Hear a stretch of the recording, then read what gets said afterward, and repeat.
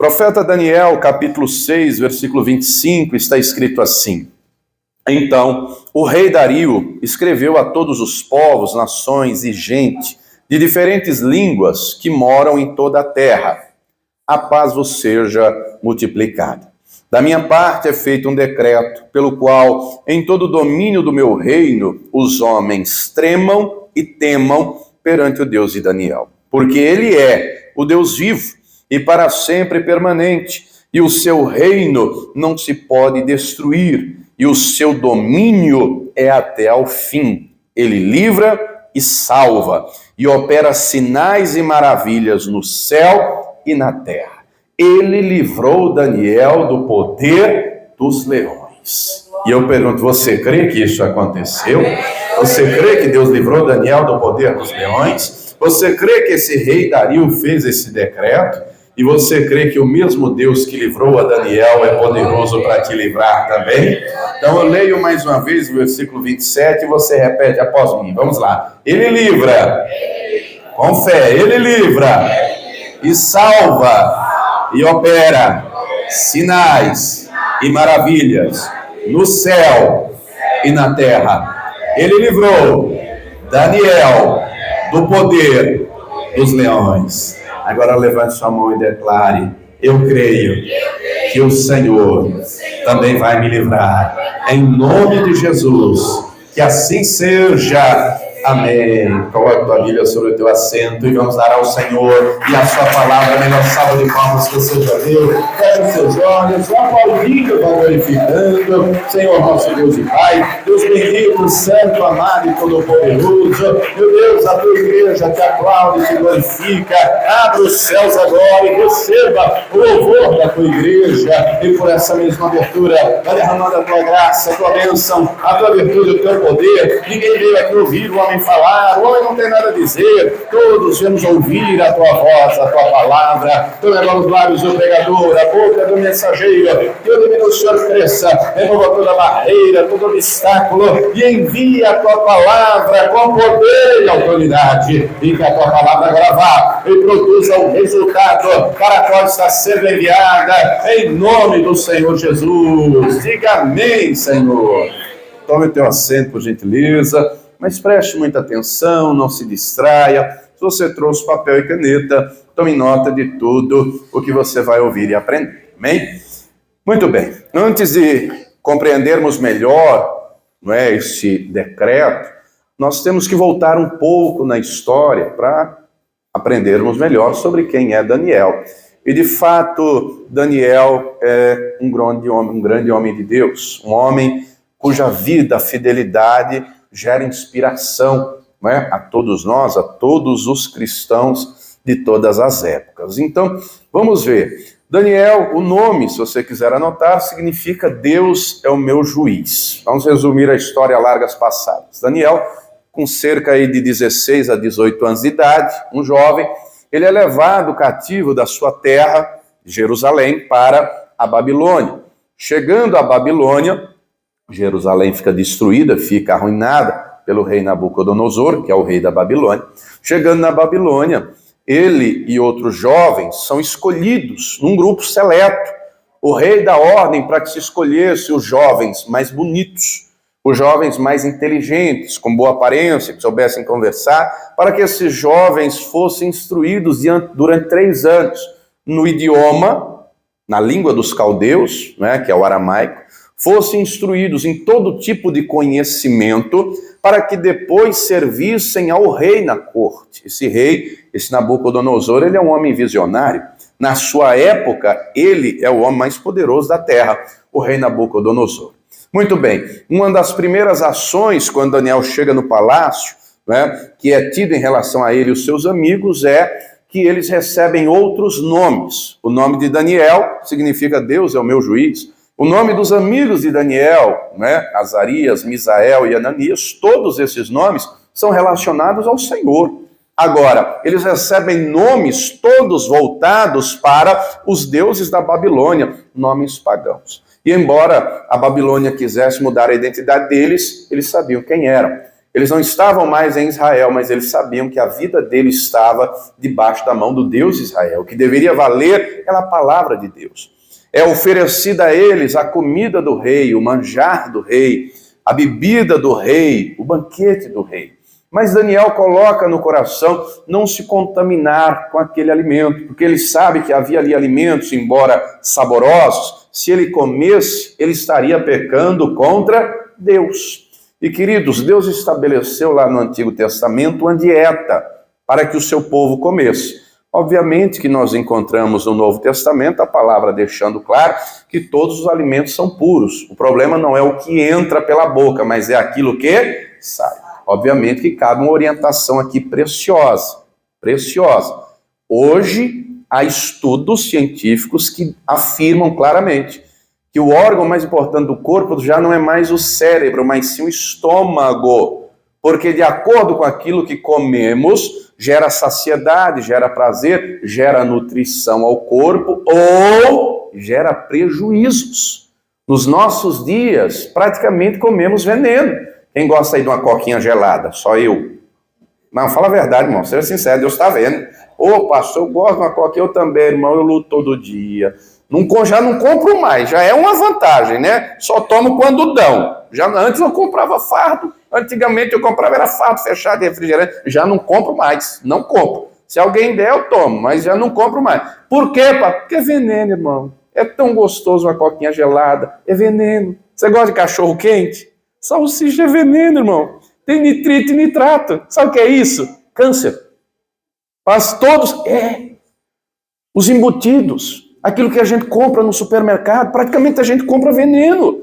Você acha que é por acaso que tem hoje câncer em tudo que é lugar do corpo? Seja na cabeça, já vi gente com câncer no cérebro, já vi gente com câncer na boca, na garganta, nos ossos. Meu avô morreu com câncer na canela, isso é um tumor do tamanho da laranja, ele morreu. Um tio meu morreu com câncer no sangue. O negócio, né, não é brincadeira, então tome cuidado com a sua alimentação. Ô, pastor, eu gosto de uma bistequinha, eu gosto de uma gordurinha. Tome cuidado, irmão, é a sua saúde. Depois que a diabetes vir, não adianta dizer que a culpa é de Deus, não adianta dizer que a culpa é do diabo. Depois que o triglicéridos, o colesterol e uma série de outras doenças vêm, então tome cuidado, cuide da sua alimentação. Quem gosta de um pãozinho aí? Ô, pastor, um não, eu como uns 5, 6. Pois é, irmão, luta contra isso, come só um e vai diminuindo. Como cuscuz. Opa, cuscuz é mais saudável. A tapioca é mais saudável. Tome cuidado, senão a alimentação pode desencadear doenças. Isso é muito sério, isso não é brincadeira. Médicos deixam claro que todos esses embutidos, tudo isso, gera acidez aqui dentro. E é justamente um ambiente ácido que favorece a proliferação do câncer. Então tome cuidado com a sua alimentação, isso pela sua saúde. Mas continuando, o Daniel compreende que se comesse aquilo ali estava em pecado, ele coloca no coração não comer. Durante 3 anos ele come frutas. Você come fruta?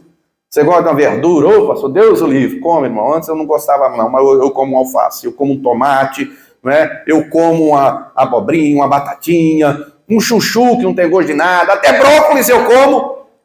Até brócolis, que antes eu não suportava brócolis, até brócolis eu estou comendo. É 115 quilos, irmão, sou peso pesado, rapaz. Se eu não cuidar de mim, quem vai cuidar? Né? Se eu não cuidar de mim, quem vai cuidar? Se você não cuidar de você, quem vai cuidar? Cuide. Muito bem, durante 3 anos o Daniel come frutas, come verduras. Quando chega o dia da prova, prova oral, diante do rei. Por ele ter honrado a Deus, o Daniel, guardando a palavra, Deus vai honrar a ele. Deus deixou claro, eu honro aos que me honram. No dia da prova, o Daniel e seus amigos são achados 10 vezes mais sábios que todos os demais. E aí eles são colocados numa posição de honra. Muito bem, eles vivem pela fé, mesmo estando na Babilônia, o centro mundial da época, da idolatria, do ocultismo, da feitiçaria, do pecado, sem freio, sem limite para nada, da religiosidade, mas eles são fiéis ao Senhor. Quando o rei, faz uma estátua de si mesmo, de 15 metros de altura, por 3 de largura, e faz um decreto, Nabucodonosor, dizendo que na hora que a música tocasse, todos deveriam dobrar o joelho, os 3 amigos de Daniel não dobram o joelho. vão ser lançados na fornalha, mas Deus vai com eles, porque eles honraram ao Senhor. Diga para a pessoa que está do lado, Deus está contigo, viu? Você não está só não, você não está desamparado. Acalma o coração que Deus está com você. Muito bem, muda o governo, Nabucodonosor morre, vem o filho dele. Daniel continua numa posição de honra, porque ele busca o Senhor, Deus vai com ele. Muda então o povo que domina. Os medo-persas dominam os babilônios. Vem agora Dario, vem agora Ciro, e mesmo assim Daniel continua numa posição de honra, porque a vida dele não está na mão do governante, a vida dele está na mão do Senhor. Ô querido, tua vida não pode estar na mão do prefeito, do vereador, do presidente, do deputado, do governador. A tua vida tem que estar na mão do Todo-Poderoso. Pode vir crise, pode vir o que vier, é Deus que vai te guardar, é Deus que vai te abençoar, é Deus que vai prover na tua vida. Deus não deve nada a ninguém. Muito bem, esse rei Dario olha o trabalho de Daniel, não é? A Babilônia, agora os medo-persas, né, que dominaram a Babilônia, governavam 120 províncias, dominavam o mundo da época. E aí é constituído 120 presidentes sobre cada um desses, sobre cada uma dessas províncias. E sobre esses 120 presidentes, três ministros, 3 coordenadores, supervisores, Daniel é um deles. Mas Daniel trabalha com tamanho empenho, com tamanha dedicação, e faz tão bem feito o seu trabalho que ele se destaca. E quando ele se destaca, o rei comenta lá na sua sala, no trono, ele comenta, olha, eu acho que eu vou colocar o Daniel como primeiro-ministro, porque ele é inteligente, ele tem capacidade, ele se destaca, ele faz bem feito o trabalho. Quando ouvem aquilo os outros, surte inveja no coração dos outros. E esses outros pensam, temos que arrumar um meio de derrubar Daniel. Começam a investigar a vida de Daniel. Começam a averiguar, começam a puxar a capivara. Não encontram nada. Ele faz o trabalho bem feito. Ele não deixa ponta solta, ele faz com excelência. Ele não rouba, ele não defrauda. Nele não há erro, não há culpa, não há má intenção. Tudo que faz, ele faz bem feito. Ele faz de todo o coração. Como começaram a investigar a vida dele, descobriram um detalhe. Ele orava 3 vezes ao dia. Note que ele tinha um cargo importante. Ele tinha uma função que ele tomava muito tempo, muitas decisões, um cargo de chefia. Mas mesmo assim, ele orava 3 vezes ao dia. Ele deixava claro que na vida dele, Deus estava em primeiro. Só pergunte e não responda. Pergunte para a pessoa que está do teu lado, quantas vezes por dia você ora? Só pergunte. Só pergunta, não responde. Ô, pastor, é que eu não tenho tempo. Será que o Daniel tinha? Ele arrumava. Porque a gente arruma tempo para aquilo que a gente dá prioridade. Você já reparou? Às vezes você pode trabalhar o dia inteiro, mas se aparecer uma consulta médica, você avisa no serviço. Ó, tem uma consulta, não posso faltar. Olha, tem um compromisso, tem um não sei o quê. E muitas vezes tem gente que deixa as coisas de Deus de lado. Hoje, na hora do almoço, eu tive que passar no shopping para comprar um negócio aqui para a igreja. E por volta de 1h30, 2 horas da tarde, o shopping estava entupido de gente. Entupido, lotado. Essa igreja não poderia estar hoje entupida também, lotada? Porque numa sexta-feira como essa, o shopping está lotado. A igreja católica está lotada. Os centros de macumba estão lotados. Os bares estão lotados. E os cristãos estão onde? Vendo Netflix? Vendo novela da Globo? Ô irmão, você vê novela da Globo ainda, se converta. Não veja mais esse lixo, não. Pastores? Lixo. Lixo. Tem nada que presta lá. Nada que presta. Conteúdo que presta nenhum. Cadê o povo que deveria estar buscando a Deus? Ô pastor, não sei onde eles estão. Eu sei que eu estou aqui e acredite, se você veio, foi Deus que te trouxe, não foi por acaso. E vai valer a pena. Mas tem gente hoje, nos nossos dias, que já não arruma mais tempo para Deus. Você tem percebido como os dias têm passado rápido? Você tem percebido como as horas, parece que está voando? E aí, não, é que eu trabalho muito, é que isso, é que aquilo, e negligencia o estar no templo, e negligencia a vida de oração, a meditação na palavra. Daniel era um homem ocupado, Daniel era um homem atarefado, ele não deixava de orar, ele não deixava de colocar Deus em primeiro. E é justamente a sua fidelidade a Deus que os invejosos, e tem invejoso em todo lugar, tem ou não tem? Tem gente para invejar tudo, irmão. Tem gente para invejar sua casa, tem gente para invejar seu carro, tem gente para invejar seu dinheiro, tem gente que inveja suas roupas, tem gente que inveja seu sorriso, tem gente que inveja sua sabedoria, tem gente para invejar tudo. E só inveja quem não tem o Espírito Santo. Porque uma pessoa cheia do Espírito Santo não inveja nada de ninguém. Muito bem, eles olham a vida de Daniel e pensam aí, ó, é aí que vamos pegar. Eles então têm a ideia, diabolicamente inspirados, vamos fazer uma lei para o rei assinar, dizendo que durante 30 dias, qualquer pessoa do reino inteiro que fizer uma petição a qualquer divindade que não for o rei, tem que ser lançado na cova dos leões. E com isso, eles resolvem o problema para eles, que é prender o Daniel, tirar o Daniel de cena, e ao mesmo tempo eles colocam o rei, ó, lá em cima. Estão comparando o rei a uma divindade. Quando vão diante do rei e propõem isso, o rei só deixou o ego inflar, o peito estufar, e o rei nem pensa em nada, é isso mesmo, só Deus. O outro já não tinha feito uma estátua dele mesmo? Esse aqui, o que é fazer uma lei se colocando como divindade? Ele vai lá e faz, ele tem poder para fazer. Foi lá e ó, tome, assinou a lei. Quando ele assina a lei, carimba com o anel, a lei entra em vigor. Os invejosos, os inimigos de Daniel, aqueles que querem derrubar Daniel, vão lá e levam Daniel preso. Quando chegam na casa de Daniel, ele estava ajoelhado, de mãos levantadas, orando.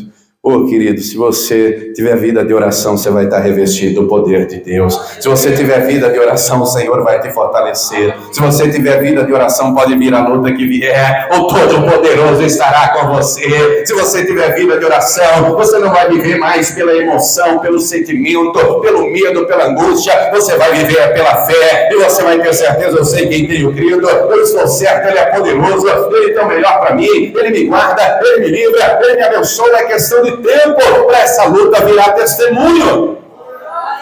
Daniel é levado diante do rei. Quando Daniel é levado diante do rei, os invejosos dizem: rei, lembra da lei que você fez?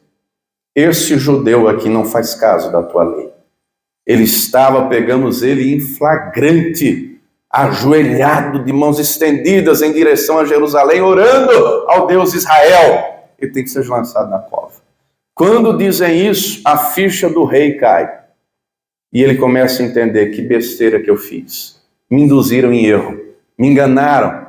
Queriam, na verdade, era prender o Daniel, jogar o Daniel na cova, matar o Daniel. Isso está escrito, você pode conferir aqui no capítulo 6, que o rei se esforçou e fez de tudo para livrar o Daniel. Mas o rei não conseguiu. O rei não conseguiu livrar o Daniel. E o rei, aquela noite, entardecer à noite, não vai ter música na presença do rei, não vai ter as dançarinas na presença do rei, nem sequer ele vai beber vinho. Aquela noite ele não come nada, ele não bebe nada, porque a consciência pesou.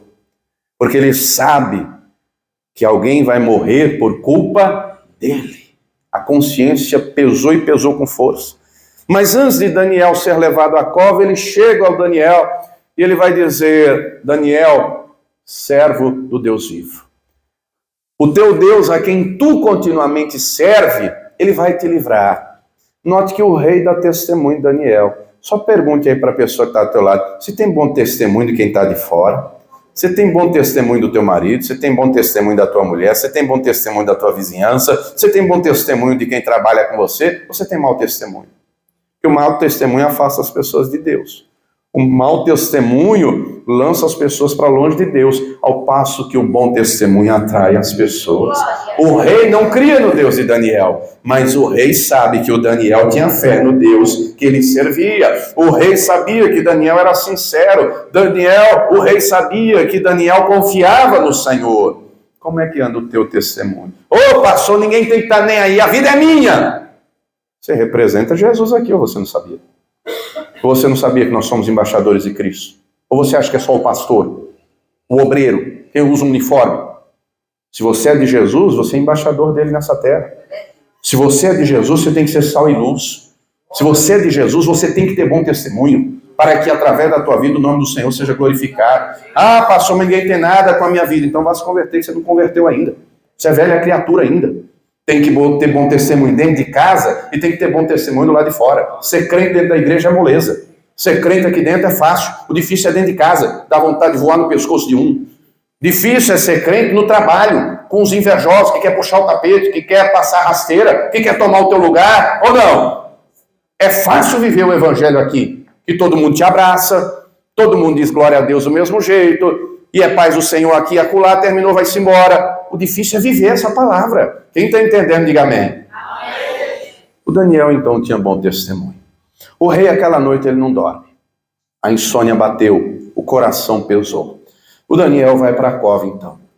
A Bíblia não diz se ele teve medo, se ele teve angústia. Imagine você, no lugar dele, sabendo que um leão, pode chegar a 2 metros, é o segundo maior felino do mundo, só perto do tigre. Um leão pode chegar a 2 metros de comprimento. Um leão adulto pode pesar 270 quilos. Grande, não? Os dentes de um leão chegam a 6 centímetros, cada dente. Um leão adulto come, em média, 7 quilos de carne por dia, o macho. A fêmea, em média, 5. Se o leão ficar alguns dias sem comer nada, ele pode comer até 30 quilos de carne numa refeição. Será que é violento isso? Não. E ele vai ser lançado na cova dos leões. Certamente a alma dele pode ter tido medo. Muito provavelmente o coração se angustiou, muito provavelmente, não é? As dúvidas bateram na alma e os sentimentos estão na alma. A angústia está na alma, o medo está na alma, a tristeza está na alma. Só que o Daniel já sabia que ele não tinha que viver pela alma, ele tinha que viver pela fé. Ô querido, a fé está no Espírito. Deus não quer ver o povo dele andando na alma, Deus quer ver eu e você andando pela fé, andando no Espírito. Quem anda no Espírito sabe, pode vir o leão, pode vir o urso, pode vir a luta que vier, o problema que vier, o gigante que aparecer, a cova que aparecer, o Senhor está comigo, o Senhor é o meu refúgio, é a minha fortaleza, é o meu socorro na hora da angústia. O Daniel é lançado na cova, mas ele não vai sozinho.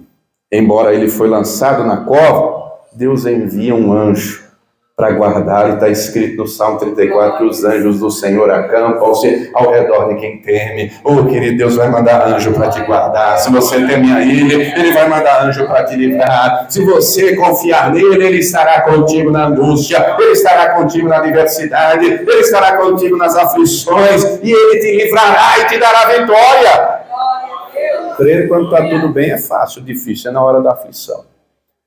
Muito bem, o Daniel é lançado na cova. O rei não dorme. Pela manhã cedo, ele não pregou o olho. O rei vai correndo à cova, angustiado, voz embargada, chorosa.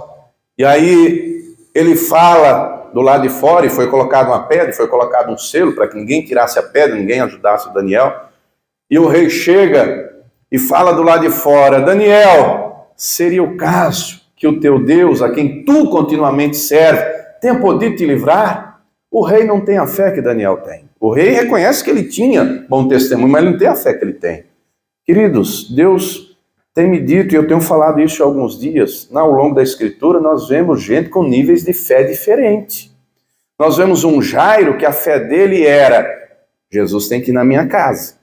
O Senhor tem que impor a mão sobre a minha filha, ela pode estar à beira da morte, mas se Jesus for na minha casa e impor a mão nela, ela será curada. Quando Jesus chega, a filha dele já morreu, mas Jesus bota a mão sobre a menina e diz: menina, levanta! E a menina que estava morta ressuscitou, porque a fé do Jairo era que Jesus tinha que ir lá. Mas nós encontramos uma mulher do fluxo de sangue, que a fé dela era: se eu somente tocar em Jesus, eu serei curada. A fé dessa mulher: Jesus não precisa ir na minha casa, Jesus não precisa tocar em mim, sou eu que tenho que tocar nele. E quando ela toca, ela é curada. Mas nós encontramos um oficial romano, um centurião, que a fé dele era que Jesus não precisava ir na casa dele, não precisava tocar em ninguém, ele não precisava tocar em Jesus, só precisava de uma palavra. Qual foi a fé que agradou o Senhor? A do centurião. E Deus quer ver em mim e você essa fé inabalável, essa fé sólida, essa fé firme, e não uma fé fraca, uma fé que esmurece, uma fé que diante de qualquer adversidade desiste. Daniel é um herói da fé. E diga para a pessoa que está ao teu lado: agora é a tua vez de ser um herói da fé, viu? Agora é a nossa vez de sermos heróis da fé. Agora é a nossa vez de termos essa fé firme, essa fé sólida. O rei diz então: será que Deus se livrou?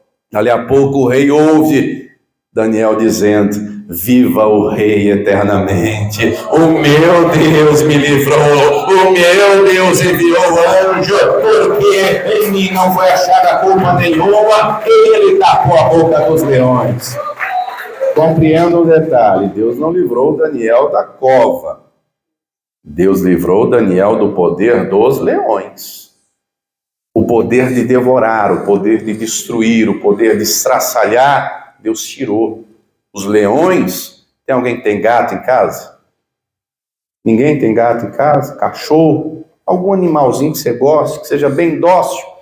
Foi mais ou menos isso que aconteceu com aqueles leões. Ninguém atacou Daniel, ninguém devorou Daniel. Todos mansos, pacatos, tranquilos. Deus livrou Daniel.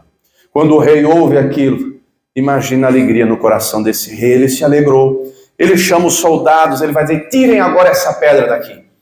Lancem uma corda, tirem o Daniel da cova. E quando o Daniel é tirado da cova, imediatamente o rei vai dar ordem: tragam os mentirosos, fulano, beltrano e ciclano. Mas não traz só eles não, traz a mulher deles, traz os filhos deles e lança as famílias inteiras aqui dentro. E o texto diz que antes de caírem abaixo, aí Deus tirou o poder dos leões. Deus tirou aquela proteção que guardava Daniel. A diferença entre o justo e o ímpio, entre aquele que serve e aquele que não serve. Contra Daniel, os leões não tiveram poder. Sabe por quê? Porque o poder que operava sobre Daniel era o poder de Deus. E é esse poder que vai te fortalecer, é esse poder que vai te renovar, é esse poder do Deus vivo que vai te revestir. Agora, quando Daniel sai da cova, Deus deixa os leões na natureza selvagem deles. Quando aqueles homens são lançados lá, antes de chegar ao fundo, os leões já estavam pulando, devorando aqueles homens. E é depois disso que o rei faz esse decreto. É depois disso que o rei faz essa lei que acabamos de ler do início da mensagem, Daniel 6:25. Então o rei Dario escreveu a todos os povos, nações e gentes de diferentes línguas que moram em toda a terra: a paz vos seja multiplicada. Da minha parte é feito um decreto, pelo qual em todo o domínio do meu reino os homens tremam e temam perante o Deus de Daniel, porque ele é o Deus vivo, oh glória, e para sempre permanente. O seu reino não se pode destruir, e o seu domínio é até o fim. Ele livra e salva e opera sinais e maravilhas no céu e na terra. Ele livrou Daniel do poder dos leões. O mesmo Deus que livrou Daniel do poder dos leões também quer te livrar das angústias. O mesmo Deus que te livrou do poder dos leões também quer te dar vitória nas aflições. O mesmo Deus que foi com Daniel é com você. Só que sabe qual é o problema de muita gente? Não busca Deus como Daniel buscava. Sabe qual é o problema de muita gente? Só busca Deus quando já está com a corda no pescoço. Não tem vida com Deus. Ô, pastor, Deus atende? Sim, está escrito: invoca-me no dia da angústia, eu te livrarei e tu me glorificarás. Agora, se você compreender que é necessário ter vida com Ele e permanecer o buscando, fazendo o possível, você vai ver Ele fazendo o extraordinário na sua vida. Vivemos em dias de gente que desiste por qualquer coisa.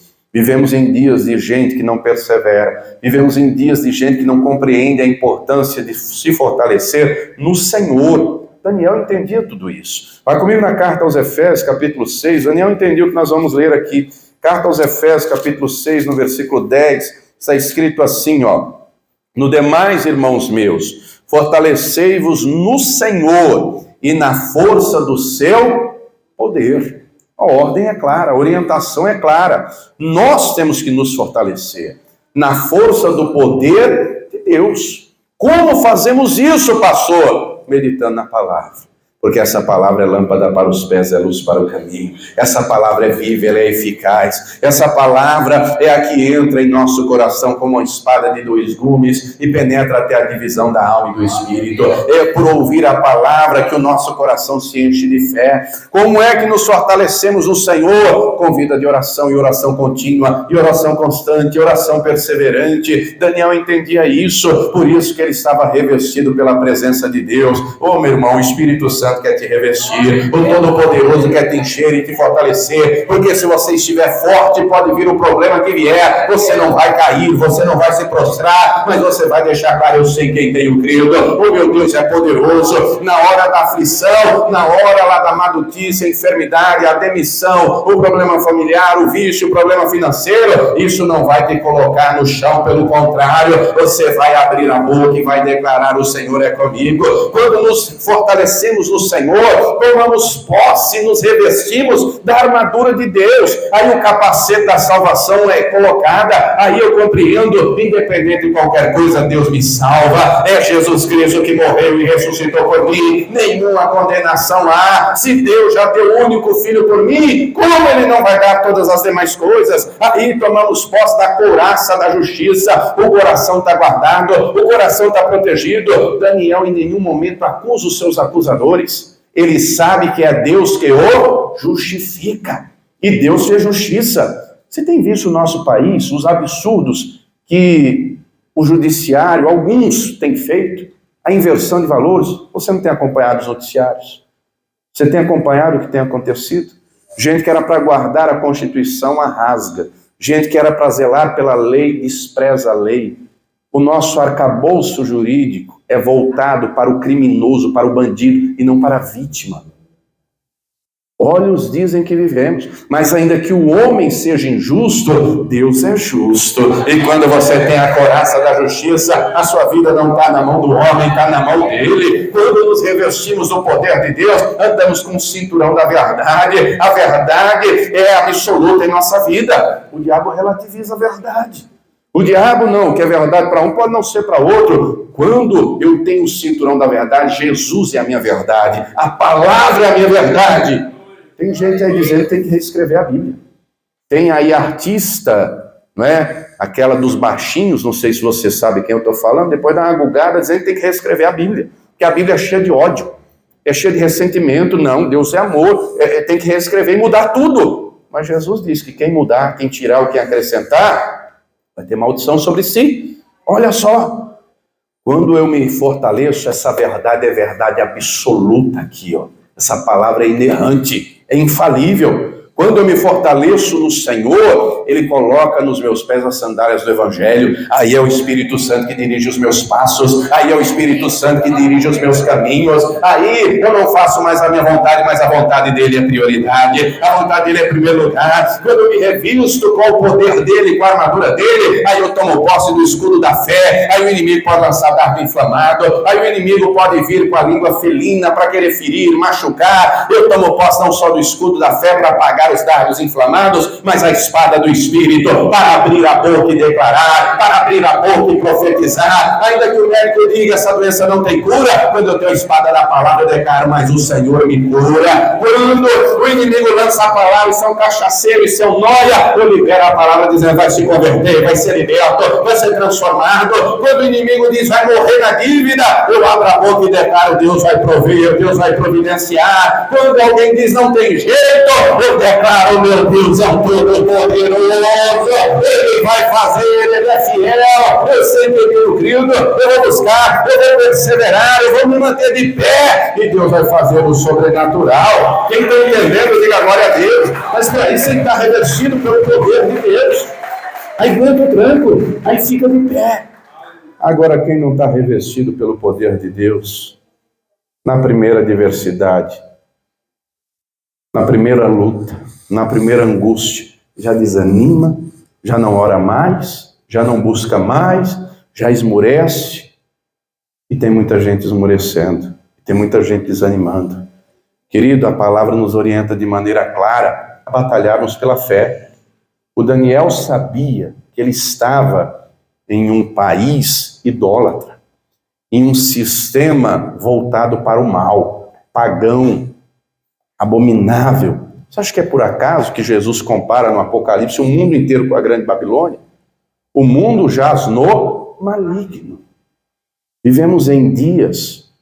Você sabe que o país é laico, né? Não tem religião oficial. O satanismo hoje é considerado religião. Tem igreja do Satanás. Tem gente adorando ao diabo. E já tem deputado com projeto de lei para proibir pastores evangélicos de expulsar demônio, dizendo que se o país é laico, expulsar demônio é preconceito religioso. Olha os dias em que vivemos. Querem amordaçar, querem colocar uma boca na verdade, mas nós não vamos nos calar, porque é o Senhor que está conosco, e essa palavra é verdade em nossa vida, e nós vamos batalhar pela fé, amém ou não amém? Amém. Aos Hebreus 11, carta aos Hebreus, capítulo de número 11, olha o que diz aqui, os versículos 33 e 34, aqui, esse capítulo 11 é conhecido na teologia como a galeria dos heróis da fé. Aí o versículo 33 diz assim: nos quais pela fé venceram reinos, praticaram a justiça, alcançaram promessas, fecharam as bocas dos leões, remetendo diretamente ao caso de Daniel, apagaram a força do fogo, os amigos do Daniel, escaparam do fio da espada. Se você tiver uma caneta, grife esse trecho. Da fraqueza tiraram forças, na batalha se esforçaram, puseram em fugir dos exércitos estranhos. Da fraqueza tiraram força. Queridos, em nós não há força, mas o Senhor tem toda a força. Em nós não há poder, mas nele há todo o poder. Quando reconhecemos a nossa fraqueza diante de Deus, quando reconhecemos a nossa pequenez diante de Deus, está escrito, segundo Coríntios 12, 9, o poder de Deus se aperfeiçoa na nossa fraqueza. Agora, se eu não crer, se você não crer, quem vai crer? Se eu não tiver vida de oração, se você não tiver vida de oração, quem vai ter? Se nós não batalharmos pela fé, quem vai batalhar? Quem está entendendo, diga glória a Deus. Deus tem todo o poder no céu e na terra. O mesmo Deus que agiu na vida do Daniel, quer agir na tua vida também. Ele livrou Daniel do poder dos leões. Ele quer te livrar do poder das enfermidades, Ele quer te livrar do poder dos vícios, Ele quer te livrar do poder das trevas, Ele quer te livrar do poder da depressão, Ele quer te livrar daquilo que tem lhe feito sofrer, lhe dando vitória. Mas para isso você tem que crer, você tem que orar, você tem que buscar, você tem que perseverar, você tem que se revestir do poder de Deus. E hoje, se você crer, Ele vai te revestir, Ele vai te fortalecer, porque Ele tem poder de fazer muito mais além do que pedimos ou pensamos. Quem crê nisso, diga glória a Deus. Salmo 62, versículo 11. Salmo 62, versículo de número 11, está escrito assim. Salmo 62, 11. Acompanha aí comigo, já estamos encerrando. Salmo 62, 11. O salmista diz assim. Encontrou? Uma coisa disse Deus, duas vezes ao ouvir, que o poder pertence a Deus. A ti também, Senhor, pertence a misericórdia, pois retribuirás a cada um segundo a sua obra. Deus não deve nada a ninguém.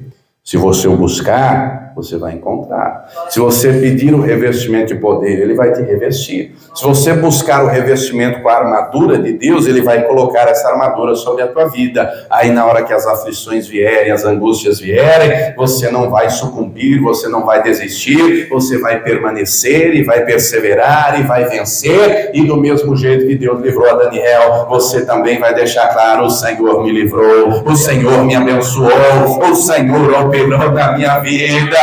Quem crê nisso, diga glória a Deus. Se coloque de pé, por gentileza. Se coloque de pé. O Senhor livra, o Senhor salva, o Senhor opera sinais e maravilhas no céu e na terra. Ele livrou a Daniel e agora Ele quer nos livrar também. Agora Ele quer te livrar. Eu não sei quais são as angústias que assolam o teu coração.